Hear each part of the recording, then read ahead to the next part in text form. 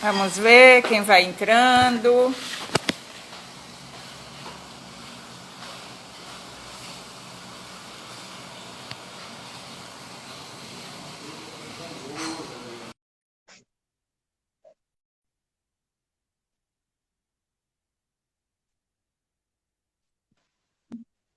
Danilo. Oi, Danilo.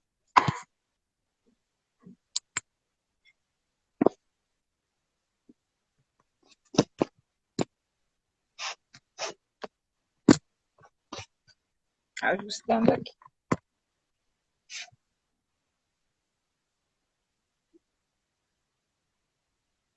Oi, Danilo. Tudo bem? Boa noite, Danilo.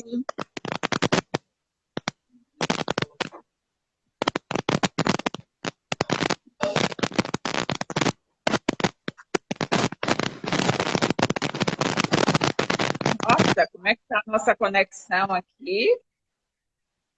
Danilo? Danilo já está aqui no ar comigo. Você me ouve, Danilo?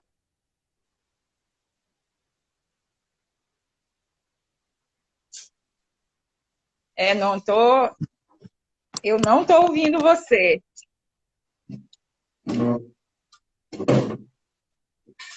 Eu não estou te ouvindo. O que será que aconteceu?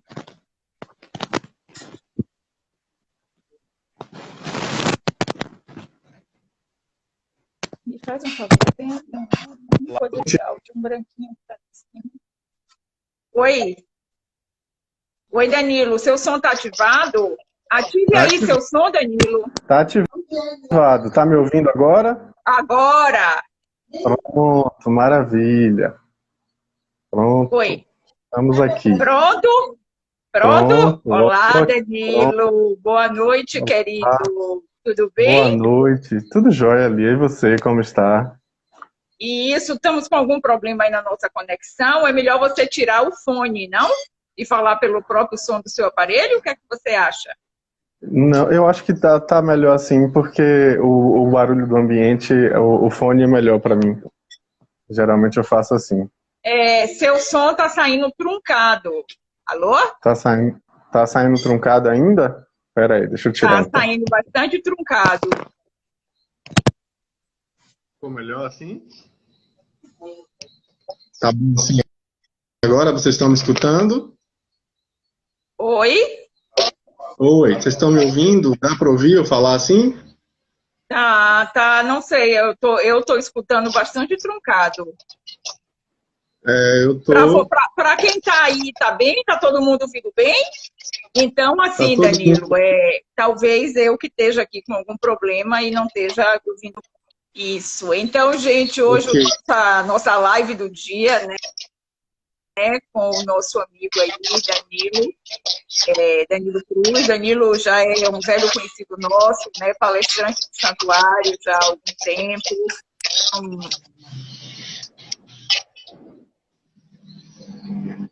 Bem concorridas, né?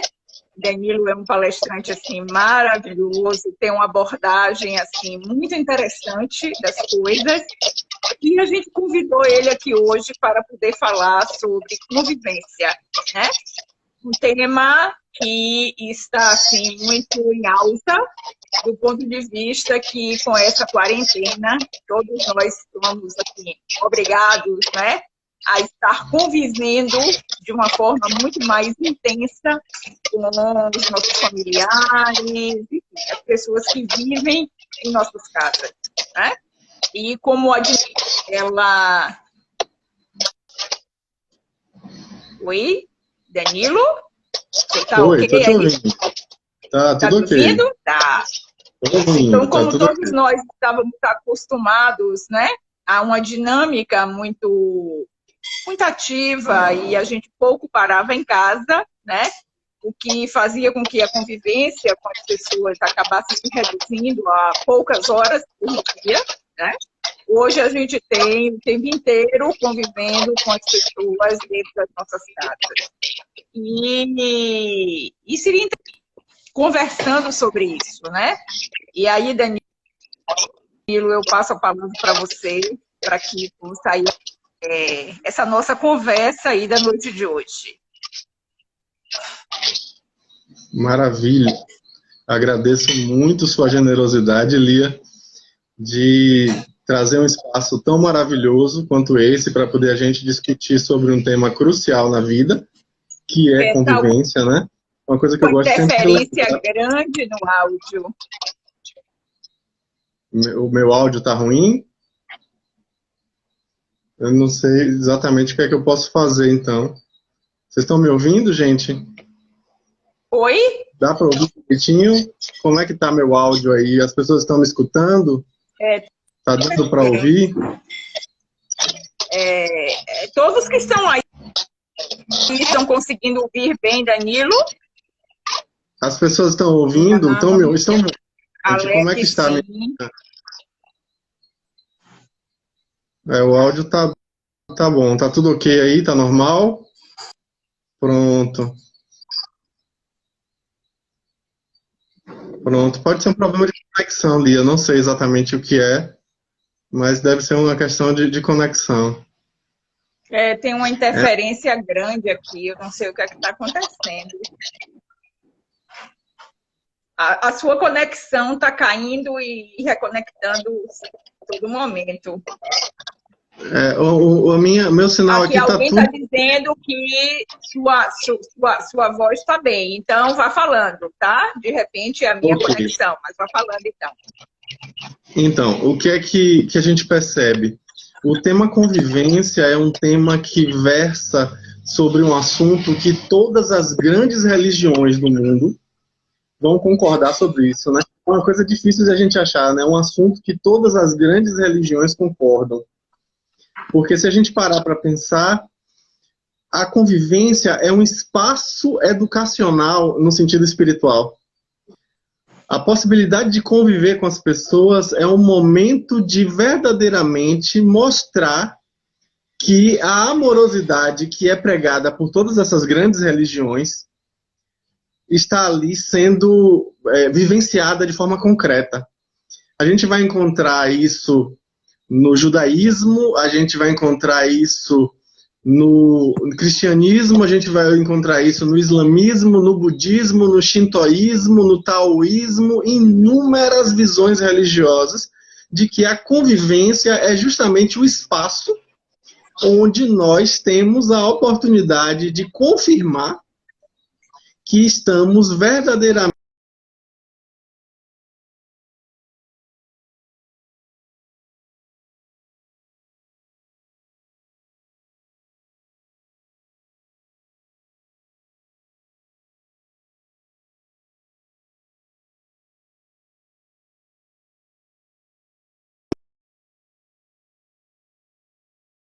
um espaço de convivência próxima que traz exatamente a visão de que a gente tem grandes oportunidades ali naquele seio familiar para aprender a amar.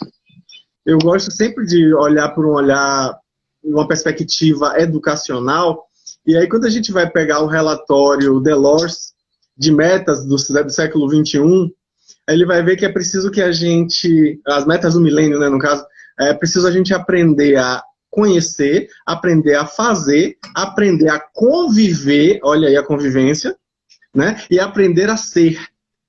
A gente precisa aprender a conviver. Isso é uma das grandes metas do milênio. É um grande desafio, verdadeiramente, aprender a conviver. E todas as grandes tradições religiosas do mundo vão nos suscitar a necessidade de percebermos isso. Se a gente parar para comparar, por exemplo, as leis mosaicas, as recomendações islâmicas, se a gente parar para perceber, por exemplo, as leis mosaicas, que são, é bom lembrar, tá? Que são compartilhadas por todas as grandes religiões monoteístas do mundo. São as leis de Moisés, né? As leis, o decálogo mosaico. A gente vai pegar, por exemplo, no imutabilismo, as leis morais. no Espiritismo, as leis morais, a lei divina ou natural, a gente vai ver que todas essas leis, na verdade, permeiam o assunto da convivência. São formas de orientar e de descrever a nossa convivência, ou seja, são leis descritivas e leis prescritivas. Elas nos orientam sobre como devemos proceder no nosso processo de conviver, também descrevem como isso acontece, porque descrevem as consequências do bom ou do mau uso que nós fazemos do processo de conviver. É interessante porque lá no Talmud, que é um livro de tradições orais do judaísmo, a gente já vai ver uma história que eu acho fabulosa, que é bem interessante. Joana de Ângeles traz, através da mediunidade de Divaldo Pereira Franco, no livro Estudos Espíritas, essa historinha talmúdica. Conta-se que um jovem estava procurando uma religião para seguir. Ele queria, porque queria ter uma diretriz religiosa para a vida dele, uma filosofia de vida. Nessa visão, ele saiu pelo mundo buscando uma forma de angariar saberes e aí buscar sabedoria nesses saberes. Só que ele não tinha um método, uma forma de aferir se realmente aquele saber era válido. Mas ele pensou, bom, um saber para ser válido tem que ser conciso. Não pode ser uma coisa prolixa. Tem que ser uma coisa concisa. Aí o que é que ele falou? Ele disse assim, se alguém conseguir me explicar a religião que ela segue, que essa pessoa segue, enquanto eu estiver de um pé só, eu vou aceitar essa religião como verdadeira. Aí o que é que aconteceu? Como? Está falando comigo, Lia? Eu acho que você não está me ouvindo. Está me ouvindo, Lia? Será que as pessoas estão ouvindo bem? Bom, então deixa eu continuar. O que é que a gente vê?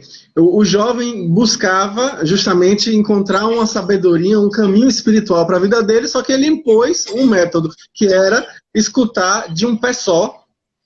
E se ele desequilibrasse ou cansasse e voltasse a colocar outro pé no chão, ele descartaria esse saber como um saber válido, porque não conciso. E quando ele já estava muito cansado de buscar uma religião, porque não conseguia ninguém que conseguisse caber dentro dessa metodologia, ele encontrou um senhor barbudo, com uma barba bem longa, e que trazia embaixo do braço um grande livro de capa de couro negro, uma capa de couro escuro. E ele resolveu perguntar, o senhor é religioso? Aí o senhor afirmou que sim. Ele explicou que ele estava em busca de uma religião, mas que para aceitar a religião ela deveria ser concisa. E para ser concisa, ele precisaria dar conta de ouvir a explicação da religião apenas com um pé só. Se ele conseguisse convencê-lo, ele abraçaria essa religião. Então o Senhor colocou para ele da seguinte forma: meu filho, então, por favor, ponha-se na sua postura de um pé só, porque eu vou explicar a minha religião. Aí ele pegou aquele grande livro enorme, aquele livro denso, e mostrou para o jovem e disse, ame. O jovem ouviu e ficou esperando o resto das considerações que não vieram. Aí o jovem perguntou, mas como assim ame? Só isso? É, meu filho, só isso. Mas e o resto do livro?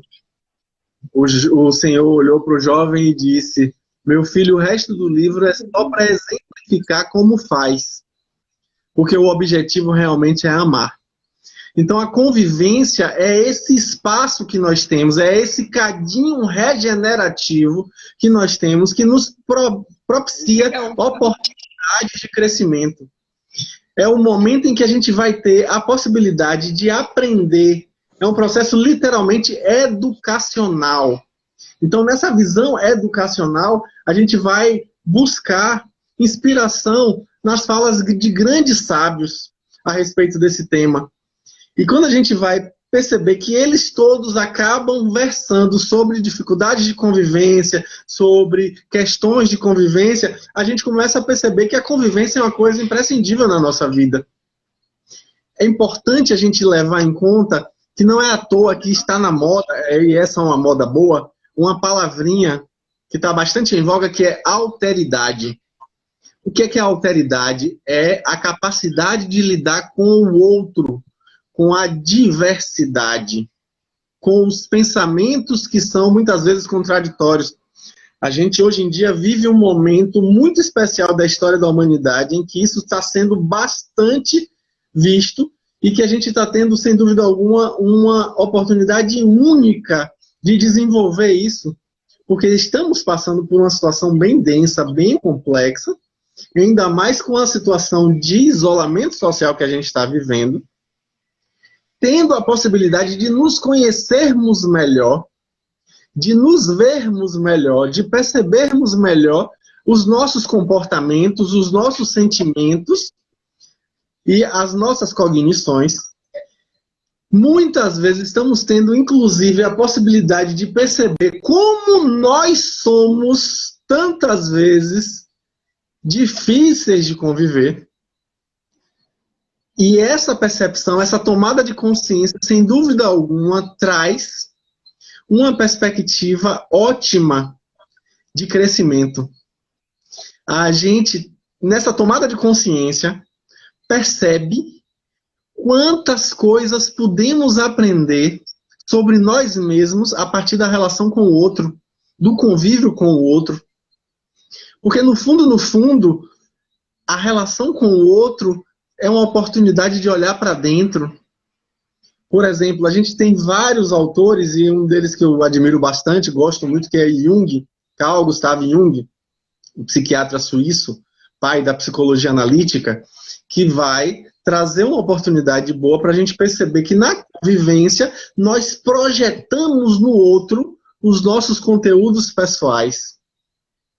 Tanto assim que ele fala que um dos maiores projetos políticos e sociais que nós podemos empreender nas nossas vidas para ajudar a sociedade é parar de projetar nossa sombra, nosso conteúdo negado, nosso conteúdo obscuro no outro. Se a gente conseguisse fazer isso, nossa, a gente já teria uma melhora significativa na convivência social. A sociedade seria, sem dúvida alguma, muito melhor, porque é extremamente difícil você conviver com alguém e não jogar nesse alguém os seus conteúdos. Existe um livro que eu gosto bastante chamado Parceiros Invisíveis, de John Stanford, que ele fala sobre o relacionamento inconsciente que nós temos uns com os outros. Às vezes a gente conversa com o outro e não sabe que, por exemplo, está havendo um diálogo inconsciente de mim para com o inconsciente do outro, do inconsciente do outro para comigo, do meu inconsciente para com o outro e do inconsciente para o inconsciente do outro. Então existe uma relação múltipla de convivência nesse contato com o outro. É a oportunidade de crescimento, de tomada de consciência. A gente cresce muito nos relacionamentos e é preciso que a gente perceba as questões que a gente tem aí com relação a essas oportunidades. São sem dúvida alguma crescimentos, né? São momentos em que a gente vai perceber ali como sendo... São momentos que a gente tem para se conhecer melhor. A gente se conhece melhor no contato com o outro. A gente se conhece melhor justamente percebendo junto do outro as nossas facilidades ou dificuldades de convivência. Quando a gente vai se conhecendo melhor, a gente vai percebendo que existem, por exemplo, situações de uma falsa boa convivência. O que é essa falsa convivência? A gente acha que tem uma convivência maravilhosa, mas eu vejo muito isso no consultório. Eu sou psicólogo e atendo inúmeras situações, tanto de pessoas quanto de casais e famílias, e aí eu vejo que as pessoas dizem assim, não, nossa convivência é boa. Qual é a convivência boa que tem ali, na verdade? Briga, não se discute, não se discorda, e aí por isso a convivência é boa. Só por isso. Aí eu perguntei, como é que estão as coisas? Tudo bem quer dizer basicamente o quê? Nada diferente do que eu já estou habituado. Não quer dizer que a relação é boa. Um exemplo muito interessante são as relações que a gente estabelece, por exemplo, com a nossa mãe. O que é ter uma boa relação com a mãe da gente é não desagradá-la. É, por exemplo, chegar em determinada fase da vida e querer ficar mimando ela. Isso é uma boa relação com a mãe? Às vezes é, e às vezes é uma falsa boa relação com a mãe. Por quê? Porque muitas vezes a gente precisa do espaço para sermos quem somos, porque senão seremos apenas um projeto para a nossa mãe, a maquete da mamãe, o filhinho da mamãe que não tem uma existência própria porque vive em prol dessa mamãe. Essa não é uma boa relação. Porque não é uma relação em que as liberdades são respeitadas, em que as pessoas são cativadas no sentido de que diversidade deve ser bem-vinda. As pessoas podem ser diferentes e ainda assim conviver em harmonia. As pessoas podem ter as suas próprias características e serem, ainda assim, pessoas dentro de um ambiente de convivência saudável. A gente não precisa ter que concordar com tudo que o outro pensa, com o que o outro diz, com o que o outro faz. A gente pode ter discordância, não tem problema nenhum discordar. A questão é que a gente, muitas vezes, por exemplo, perde a capacidade de brigar produtivamente. Existe um livro maravilhoso sobre sombra na convivência, no relacionamento, na família, de Christine Downing, que ela vai descrever exatamente o fato de que a gente perdeu a capacidade de brigar produtivamente nos nossos relacionamentos. E aí vivemos brigas improdutivas que não nos mobilizam, que não nos transformam, que não nos trazem reflexões e que principalmente endurecem nosso ego, como diz o professor Hermógenes, cria uma egoesclerose, um endurecimento, um entupimento do ego. E nessa dificuldade de convivência, a gente só retroalimenta esse ego, e aí a convivência supostamente está boa, mas na verdade é uma convivência muito ruim, justamente pelo fato de que não mobiliza transformações. Convivência vai ser boa na medida em que dá espaço para a pessoa ser quem é, e é importante deixar isso claro, tá? Antigamente eu falava nas minhas palestras que a gente precisa respeitar, dar ao outro, eu dizia assim, a gente precisa dar ao outro o direito de ser quem ele é. O que é que a gente vai ver aí com dar ao outro o direito de ser o que é? A gente está num grande equívoco, eu estava nesse equívoco quando falava assim, porque a gente não cabe a gente dar ao outro o direito ao outro. É intransferível e inalienável. O direito é dele, cabe a mim apenas reconhecer esse direito e respeitar. Não é simplesmente dar ao outro, não está em mim para dar, é do outro. Eu preciso respeitar, reconhecer esse direito que é dele. É um direito pessoal, intransferível e inalienável.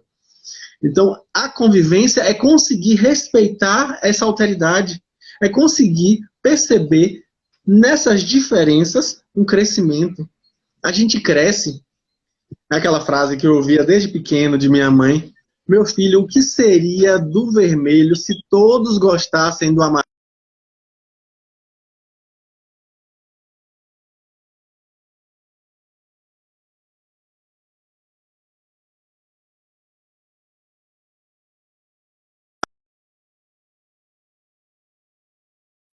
Aí eu gosto de lembrar que a convivência é um processo educacional. É uma situação educativa, é literalmente um processo educativo. Aí eu gosto de pegar algumas falas para a gente refletir, né? Eu trouxe aqui alguns textos interessantíssimos sobre essa questão. Por exemplo, se a gente pegar na doutrina 196, a gente vai ver a fala dos espíritos a Kardec dizendo que só a educação poderá reformar os homens. É um processo educacional. E só a partir da educação que é possível renovar os homens. Está travado aí? Travou? Tá, para aqui está tudo ok, estou ouvindo. Mas voltou. Vamos lá, continuando. Viana de Carvalho, no livro Atualidade do Pensamento Espírita, na questão de número 92, traz a seguinte fala: o processo da educação deve sustentar-se com bases dinâmicas, jamais estacionando no já feito, embora os resultados positivos conhecidos. Os mecanismos da educação devem estar sempre receptivos às novas contribuições do conhecimento, de forma a evoluir e penetrar mais profundamente nas raízes das necessidades dos educandos. O que é a família, se não um educandário? Eu gosto sempre de lembrar uma fala de Richard Simonetti, quando ele diz que a família da gente, da mesma forma que o planeta Terra, tem 3 funções. É um educandário, é uma escola de aprendizado, é também um hospital de tratamento, portanto somos enfermos, estamos nos tratando nesse processo de convivência, e é também uma oficina de trabalho, onde a gente tem a oportunidade de colocar em prática todos esses aprendizados, para vivenciá-los, porque só faz sentido se for sentido. Então é preciso ser vivenciado, não dá para ser só da boca para fora, precisa vivenciar de forma concreta. E essa vivência, obviamente, que exige bastante, mas sem dúvida alguma nos traz méritos. Quanto mais difícil, mais meritório, né? Aí outra coisa também interessante aqui, da questão da convivência, é um trecho da conclusão do Livro dos Espíritos, de Allan Kardec, no item 4, quando a gente vai ver lá uma fala de Kardec. Quando, porém, conseguir a soma de gozos que o progresso intelectual lhe pode proporcionar, o homem verificará que não está completa a sua felicidade. Reconhecerá ser esta impossível sem a segurança nas relações sociais. Olha as relações sociais aí. É preciso ter segurança nas relações sociais. Continuando. Sem a segurança nas relações sociais, segurança que somente no progresso moral lhe será dado achar. Logo, pela força mesma das coisas, ele próprio dirigirá o progresso para essa senda. E aí é interessantíssimo, porque a gente vai ver que nessa perspectiva a gente cresce, a gente amadurece quando a gente se abre para o aprendizado. A gente se abre para o progresso, as coisas realmente fluem muito mais. É preciso ter abertura, é que os psicanalistas chamam de posicionamento subjetivo. Quando a gente tem um posicionamento subjetivo de aprendizado, a gente tem uma outra lógica, a gente vivencia aquilo de outra forma. Essa situação de isolamento social, melhor colocando, traz para a gente a questão dessa sociabilidade como sendo uma coisa crucial. Quantas pessoas eu tenho atendido online, né? Eu, como psicólogo, tenho atendido várias pessoas online, e muitas têm se queixado de solidão. E nem todas elas estão sozinhas em casa, tá? Algumas delas estão convivendo com pessoas próximas, mas ainda assim se sentem sós. Olha que difícil isso. Olha que relação que não está sendo bem aproveitada. Olha que importante para a gente se questionar com relação a essas nossas situações, o nosso aprendizado, nosso caminho. Eu gosto sempre de lembrar que a gente tem a relação social que precisa e que merece. A gente tem as relações sociais que precisa e que merece. Então é sempre oportunidade. Quando a gente encara aquele relacionamento com uma oportunidade de evolução, a gente entra num outro parâmetro, num outro patamar, porque a gente vai estar aberto para o aprendizado. A gente vai buscar um sentido em cada acontecimento. Como dizia o Dr. Viktor Frankl, que é um autor que eu gosto muito, o pai da logoterapia. Ele vai expressar exatamente isso, que quando a gente sofre sem sentido, não consegue encontrar um sentido para o sofrimento, aí a gente vivencia o desespero. É preciso, sem dúvida alguma, trazer um sentido para aquilo, para a gente perceber naquilo uma oportunidade de crescimento. E aí, quando eu falo disso, obviamente, que a gente precisa tomar muito cuidado, porque a gente, quando fala dessas coisas, fala numa postura de privilégio. Porque, obviamente, vai ser mais difícil para algumas pessoas vivenciarem esses relacionamentos, essa convivência, com essa abertura, com essa percepção. Obviamente que a gente precisa levar em conta as chamadas idiosincrasias, as diferenças individuais. Cada pessoa tem seu ritmo, cada pessoa tem seus desafios, que são bem difíceis, tá? E não dá para a gente também querer fazer uma avaliação romantizada da situação alheia, porque quem está vivendo é que sabe. E, obviamente, quando eu falo isso, eu também estou incluindo diversas situações de violência à mulher que aumentaram por conta desse isolamento social, situações de violência doméstica, situações de dificuldade de convivência até mesmo com os filhos, que supostamente são os seres que mais a gente ama, mas ainda assim a gente tem dificuldade de convivência. E isso é, obviamente, uma forma para que a gente se proponha o exercício de perceber naquilo ali algo para a gente aprender. A gente buscar um significado, buscar um sentido, sem dúvida, aumenta a nossa qualidade de relacionamento intrapessoal e isso vai, sem dúvida, nos suscitar uma melhora nos nossos relacionamentos interpessoais. É preciso que a gente leve em conta as diferenças das pessoas, tá? Para a gente não querer simplesmente nivelar todo mundo como se fosse de uma mesma forma, tá? Aí o Espírito Santo Agostinho, em Paris, 1862, no Evangelho segundo o Espiritismo, traz a seguinte frase: a Terra, conseguintemente, oferece um dos tipos de mundos expiatórios, cuja variedade é infinita, mas revelando todos como caráter comum, o servirem de lugar de exílio para espíritos rebeldes à lei de Deus. Esses espíritos ao mesmo tempo, com a perversidade dos homens e com a inclemência da natureza, duplo e árduo trabalho que simultaneamente desenvolve as qualidades do coração e da inteligência. É assim que Deus, em sua bondade, faz com que o próprio castigo redunde em proveito do progresso do espírito. Ou seja, o fato de estarmos aqui convivendo é, sem dúvida alguma, uma grande oportunidade.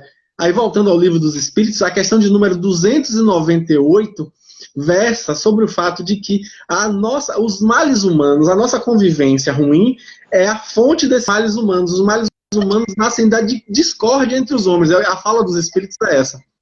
Os males humanos nascem da discórdia entre os homens. Então, quando a gente entra numa postura de busca por concórdia, sem dúvida alguma, a gente tem uma oportunidade de reflexão com relação àquela vivência. A gente tem uma outra atitude, uma outra perspectiva, uma outra mentalidade. A gente se propõe a aprender e a crescer com aquela circunstância. É uma outra posição, uma outra forma de lidar. Aí é bom lembrar também, né, que o conceito de caridade, conforme veria Jesus, e a gente vê isso lá na questão de número 886, em O Livro dos Espíritos, é benevolência para com todos, indulgência para com imperfeições alheias e perdão das ofensas. Literalmente está escrito lá isso. O que é que a gente vai ver aí, gente? Convivência, benevolência para com os outros, indulgência para com imperfeições alheias e perdão das ofensas. A gente está falando sobre convivência o tempo todo. Todos esses parâmetros, essas diretrizes, são formas que nós temos de aprendermos a amar, como na história talmúdica que eu contei agora há pouco, a história de Léo. É exatamente isso, a gente está buscando aprender a amar. Oportunidade de crescer com amorosidade é, sem dúvida alguma, uma forma de crescer, né? A questão de número 967 de O Livro dos Espíritos também vai falar sobre isso, né? Os espíritos superiores têm como fonte de suprema felicidade o amor que os une. A amorosidade. Então, é a amorosidade a base, é o que a gente está buscando aqui, no fundo, é o que a gente está em busca, é o que a gente está querendo realmente vivenciar nas nossas circunstâncias pessoais, nossas circunstâncias, né, nossas vivências mais próximas.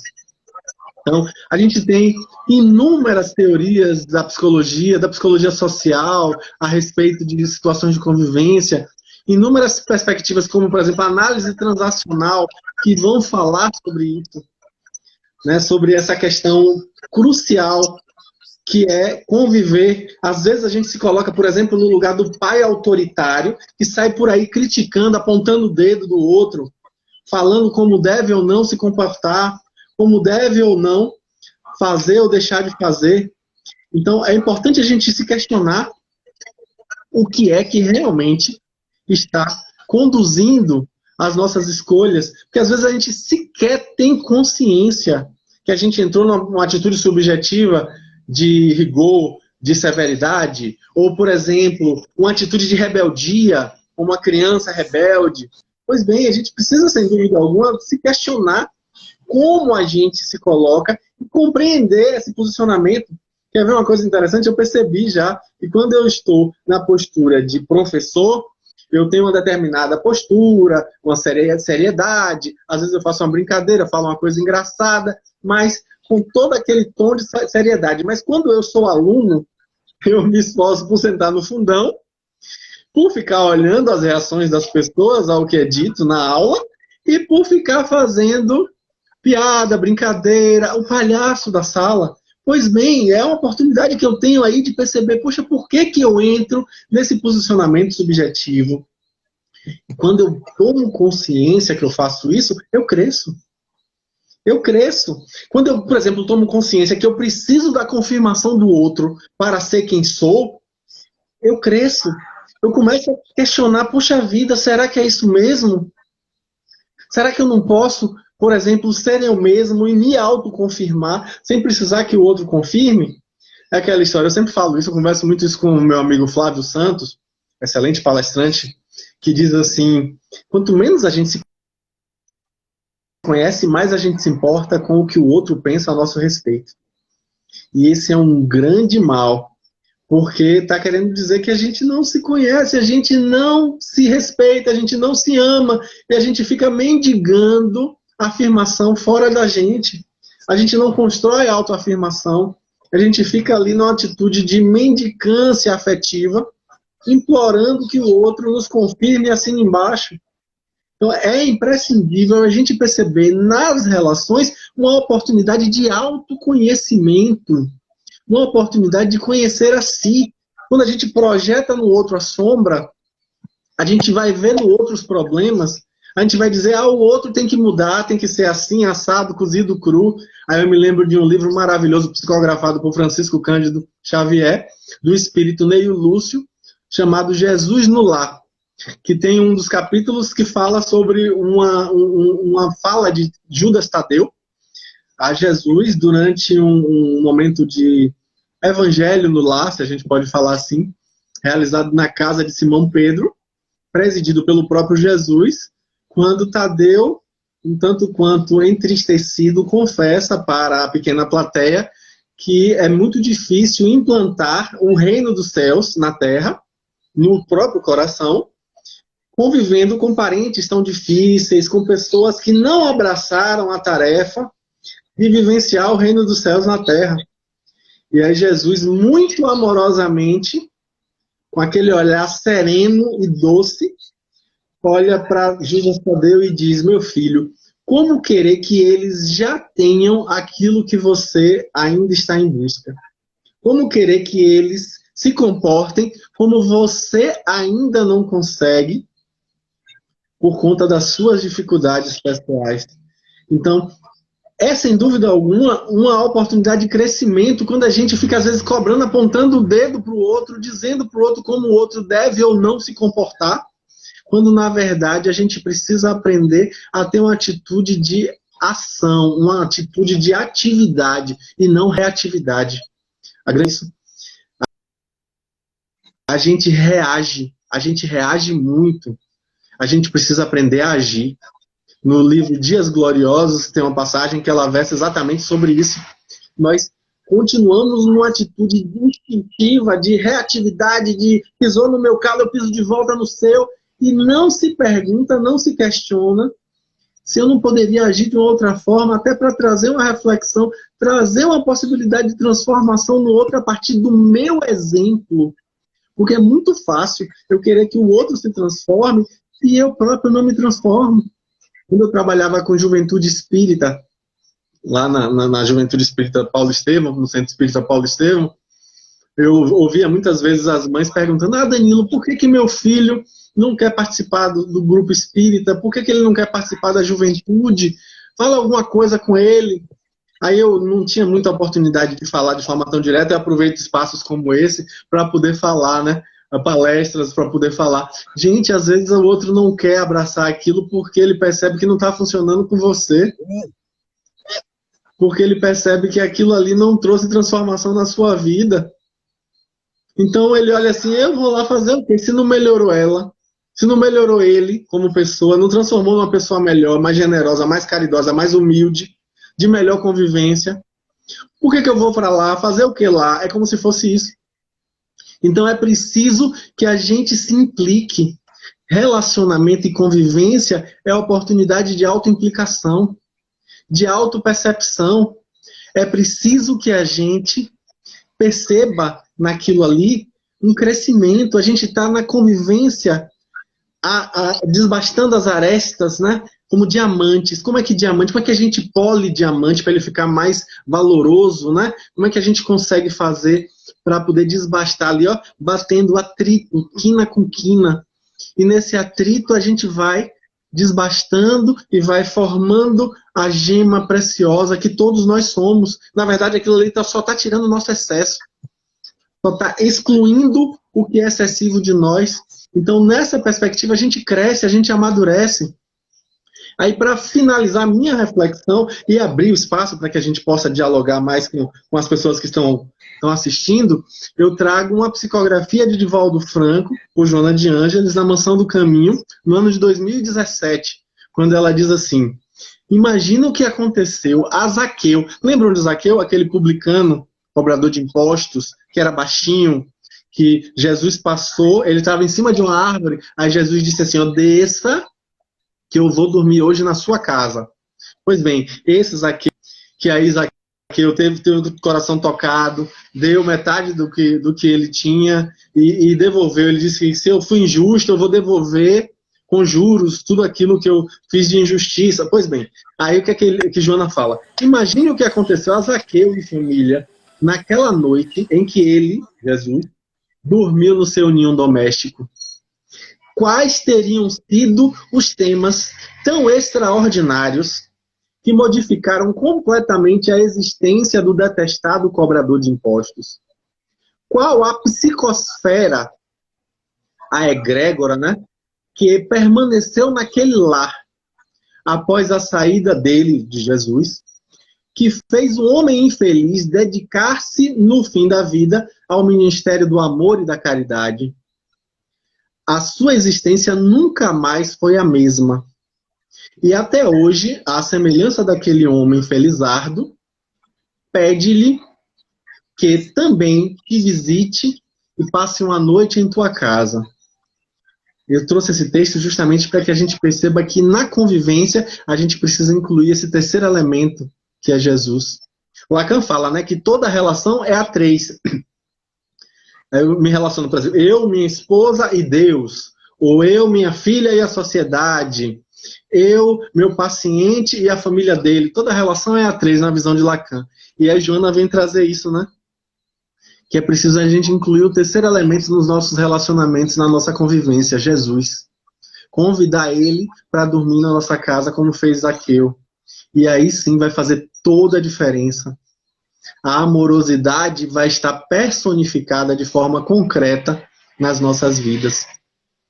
Bom, era esse o meu recado. E agora eu queria entrar em contato com as falas das pessoas a respeito do que eu trouxe aqui nessa pequena convivência que a gente teve, né? Desse pequeno momento de convivência. E aí, vamos ver o que é que tem de pergunta aí? Tem alguma pergunta, Lia? Tem alguém falando alguma coisa aí que eu possa interagir? Deixa eu dar uma olhada aqui.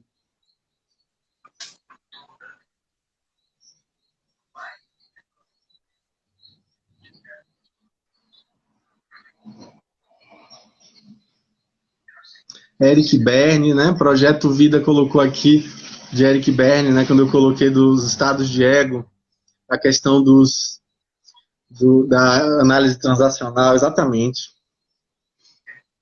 Eu vi aqui que algumas pessoas tiveram dificuldade com relação ao áudio, né? Tá travado, não estão conseguindo me escutar, mas o áudio tá tudo ok agora, gente?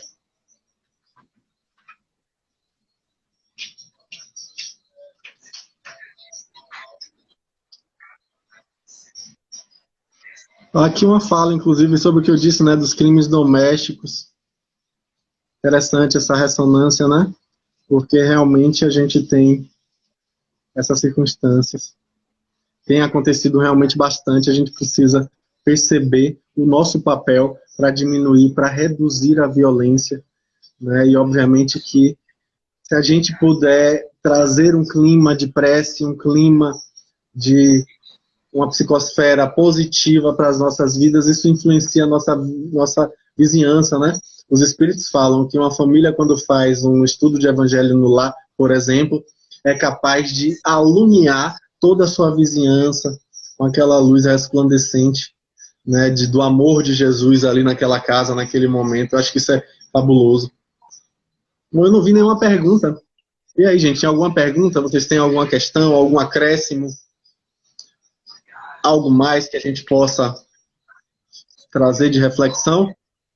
Eu tenho aqui uma frase de André Luiz Danilo, no livro... você está lendo aí as mensagens na tela? Estou lendo, sim, estou lendo algumas. Agora eu não estou... Ah, sim, agora que eu vi aqui. Como fazer... Peraí, como fazer para desenvolver melhor... Peraí, que está saindo. Uma relação, sim. Obviamente que isso não tem uma receitinha de bolo, né? Se tivesse uma receitinha de bolo, teria que incluir um elemento, né? Como é que eu diria? Um ingrediente nessa receitinha de bolo, se é que ela existisse, mas não existe, né? Seria a união. Porque a união faz açúcar. União faz açúcar. Eu sempre brinco com essa fala, não estou aqui querendo fazer propaganda de indústria alimentícia, não. Eu estou apenas trazendo o fato de que quando a gente se une nas relações, a gente tem a oportunidade de experimentar doçura, tem a oportunidade de vivenciar circunstâncias, né, de docilidade nas nossas relações. É interessante porque a gente muitas vezes não percebe isso, a gente vive um clima de desunião. Eu vejo isso, eu atendo casais e vejo isso muito frequentemente. Infelizmente, eu vejo que as pessoas tendem a criar uma visão assim de a gente só funciona brigando, a relação da gente é briga o tempo inteiro. Parece que essas pessoas não conseguem experimentar um outro padrão emocional. Parece que elas estão viciadas na adrenalina e no cortisol, quando na verdade os relacionamentos podem nos trazer ocitocina e endorfinas, que são muito melhores, muito mais agradáveis, muito mais reforçadoras. Então a gente precisa perceber que um relacionamento é uma fonte de prazer, de coisas boas, não precisa ser uma coisa ruim. A gente pode ter boas relações, né? Aí voltando àquela frase de André Luiz, que eu acho maravilhosa essa frase, eu preciso ler para vocês. Se você encontra uma pessoa difícil em sua intimidade, essa é a criatura exata que as leis da reencarnação lhe trazem ao trabalho de burilamento próprio. Abençoemos se quisermos ser abençoados. Olha que interessante aí, né? Abençoemos se quisermos sermos abençoados. É o que eu falei agora há pouco, né? A gente tem um relacionamento que precisa e que merece. Mas isso não nos aprisiona aos relacionamentos, não, tá, gente? Eu não estou querendo dizer que a gente deve ficar preso a uma relação que está sendo ruim, desgastante, ou desrespeitosa, ou até mesmo violenta. Não. Cabe ter bom senso, tá? Às vezes é melhor uma ruptura do que a manutenção de uma relação ruim que traga danos, que traga, inclusive, dolo, né, nas situações que a gente vive. É preciso tomar muito cuidado, tá? Para a gente não querer distorcer essa fala, para isso ser um problema aí. Deixa eu ver aqui as perguntas que surgiram. Dificuldade de se relacionar com a mãe. Isso é bem difícil, hein? Bem difícil. A gente vai ver na psicologia inúmeros autores que vão falar que essa dificuldade acaba perdurando. É o chamado efeito Zeigarnik. São questões em aberto que continuam resvalando em nossas relações. A gente vai encontrar essa mãe em outras pessoas da nossa convivência. A gente vai encontrar aquele pai com o qual a gente não lida muito bem nas relações de autoridade, nas relações com os homens que a gente convive. Então a gente acaba tendo ali uma repetição. Tem um texto de Freud maravilhoso, chama Recordar, Repetir e Elaborar, que ele fala disso, do fato que a gente tem uma compulsão à repetição, quando a gente não toma consciência do que está acontecendo aquilo. Então é preciso a gente perceber o que a gente aprende com aquilo, porque é como a escola, quando a gente não aprendeu, a gente repete o ano, repete. Enquanto não aprendeu, a gente está repetindo. Então é preciso perguntar, poxa, o que eu realmente posso aprender? E é bom lembrar que em psicologia, aprendizado significa mudança de comportamento, tá? Aprendizado não é uma coisa meramente cognitiva, não. Ela implica mudança.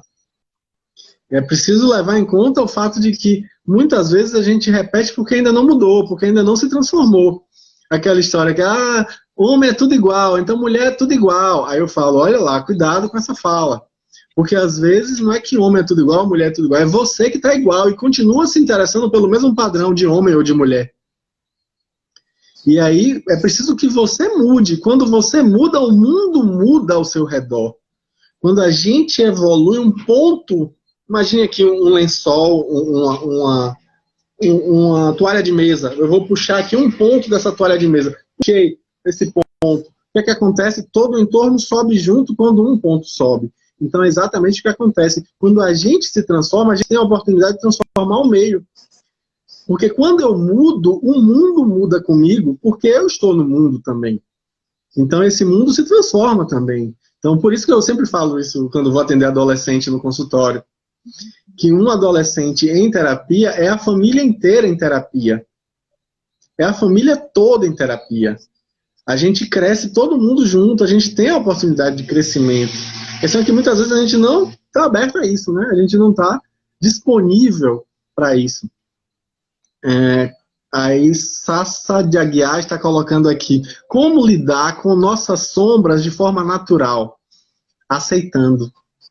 Esse é o grande desafio, né? Jung tem uma frase maravilhosa que diz assim, aquilo a que você resiste, persiste. E outra frase também boa é de Carl Rogers, quando ele diz que o paradoxo curioso é perceber que quando eu me aceito como sou, então eu mudo. Então é preciso aceitar. A sombra, ela só se dissipa no momento em que a gente se aceita, que a gente reconhece. E a gente vai perceber isso justamente na relação. Eu me lembro quando eu era adolescentezinho que eu ficava olhando os relacionamentos e dizia, meu Deus do céu, ciúme é uma coisa tão feia, coisa de gente insegura, coisa de gente que não se garante, que não tem cacife. Só que naquela época eu nunca tinha namorado. Aí no primeiro momento em que eu tive a oportunidade de ter um relacionamento, ter um namorico, eu comecei você tá andando com a roupa muito curta, você tá falando demais que eu não sei quemzinho, comecei a perceber que é muito fácil a gente analisar o comportamento do outro, sendo que a gente não está vivenciando aquilo. É preciso que a gente se coloque no lugar do outro, empatia. É o que eu falei no começo e repito. Conseguir uma atitude de alteridade, que é conseguir conviver com a diversidade de forma positiva. Perceber que a gente cresce com as diferenças. Que a gente cresce tendo diferença. Não tem problema nenhum ter gosto diferente. Não tem problema nenhum pensar diferente, sentir diferente. Faz parte, a vida é isso. A vida é aprendizado justamente com as diferenças. Seria extremamente chato se a gente não aprendesse a conviver com as diferenças. Não percebesse como a gente cresce pensando diferente, sentindo diferente e agindo diferente. Né? Diferença é riqueza. Maslow fala isso. Que os indivíduos autorrealizadores, ou seja, as pessoas que estão engajadas no processo de autorrealização, perceba que ele não fala autorrealizado, porque ninguém se autorrealiza no final das contas. Uma pessoa autorrealizada morreu, né? Já morreu, acabou, não tá mais. É em processo, você está em autorrealização sempre. Então os indivíduos autorrealizadores percebem nas diferenças a grande riqueza da humanidade, é a fala de Maslow. Então que a gente se motive, se dedique processo de autorrealização, percebendo que a gente tem a oportunidade de conviver e essa oportunidade nos traz aprendizados ímpares. É nosso processo nacional. Deixa eu ver mais aqui o que é que o pessoal está falando. Só reconheço que conheço Adalberto Barreto, idealizador da TCI. A gente precisa realmente se conhecer, né? Danilo, vem pro projeto Vida, temos muito para dividir e multiplicar. Estamos aí, é só a gente entrar em contato. É fundamental que as pessoas envolvidas na relação estejam com o mesmo propósito de construção de uma convivência saudável, não é? Sim. É preciso que as pessoas se inspirem mutuamente.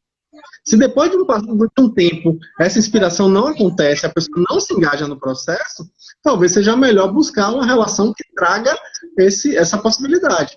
Tá? Obviamente que, como eu disse, não há uma receitinha de bolo, não há uma receitinha pronta, cada caso é um caso, e a gente sabe que o que a gente tem de relacionamento é o que a gente precisa e o que a gente merece. Mas se há desrespeito, ou se há uma diversidade, assim, como eu falo que ser diferente não é ruim, que assim, os opostos se atraem, por exemplo. Por que os opostos se atraem? Porque são semelhantes.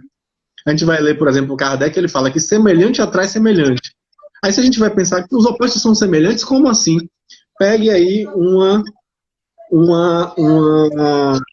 gráfico, né? um gráfico cartesiano. Aí pegue uma parábola de vértice bem no meio do eixo das abscisas. Aí você vai ver o quê? Que a mente igual ao outro são opostos, mas são semelhantes, são complementares. Os opostos são complementares. Então, semelhante atrai semelhante. Obviamente que a gente cresce com essa diferença, mas é preciso ter valores, princípios. Quando isso não existe, quando não existem princípios partilhados, aí a gente vai ter problema. Né? Realmente é mais complicado. Moni Gomes está colocando que é filha adotiva, teve muita dificuldade. Muitos desafios, sem dúvida alguma. Né? Relacionamentos que vão precisar ser construídos a partir de outras perspectivas, mas enriquecedor também, maravilhoso, a gente aprende. Com uma atitude subjetiva apropriada, a gente vai ter aquilo ali como um momento de aprendizado. A Emileide está colocando aqui, precisamos perder mais, como diz, os serão os primeiros. Perder mais, eu não entendi direito sua fala, talvez tenha sido no momento que eu falei algo específico. Se você puder descrever mais embaixo, se der tempo, a gente fala mais adiante. Agradeço os elogios, gente, muito bom, a experiência ímpar está aqui, né? Quando você muda, a vida muda com você, sem dúvida alguma. Temos essa oportunidade, né, de crescer. Aí, Santuário, né, Lia está falando que temos uns 7 minutos, acho que já temos menos, né, Lia? Já temos só uns 3 ou 2, né? Mas vamos lá. Sueli, agradeço, Sueli, muito bom saber que você está por aí também. A Alex está colocando só a favor que vai até 21 horas. Não, a gente precisa cumprir, né, o nosso horário. Gratidão pela sua abrangência sobre a convivência. Maravilha. Vamos ver mais. Oi, Danilo. Parabéns, Danilo. Oi, Lia. Fala. Você me ouve, Danilo? Ouço sim. Ouço você. Tá, eu infelizmente não ouvi nada, enfim, não sei o que houve, né, tudo truncado, mas vi aqui os comentários maravilhosos, todo mundo pedindo para você, numa outra oportunidade, a gente vai providenciar isso, com certeza, tá? Em breve, acho que em breve. Encerrando, provavelmente daqui a 1 minutinho ou 2, eles já estarão derrubando aqui a nossa live, não é? Então, eu aproveito mais uma vez para te agradecer a sua disponibilidade e a sua contribuição com um tema tão importante desse para todos nós. Você ficou me devendo essa. Agradeço muito, Lia, essa oportunidade. Que pena. Agradeço muitíssimo essa oportunidade, agradeço as pessoas que estão aqui participando. Espero ter novas oportunidades para a gente voltar a falar mais sobre outros temas interessantes, de reflexões, para que a gente tenha crescimento nesse momento tão difícil que a humanidade tem passado, mas que nos traz aprendizados ímpares. E que a gente possa melhorar nossas convivências, em primeiro lugar, com a gente mesmo, e depois com as pessoas que estão próximas, e fazem realmente esse papel de nossos instrutores, né, nossos mentores no nosso processo de crescimento, né? Que são, sem dúvida alguma, nossos professores de vida, né? Nessa convivência a gente vai, sem dúvida alguma, nessa atitude subjetiva, melhorar nossa convivência e ter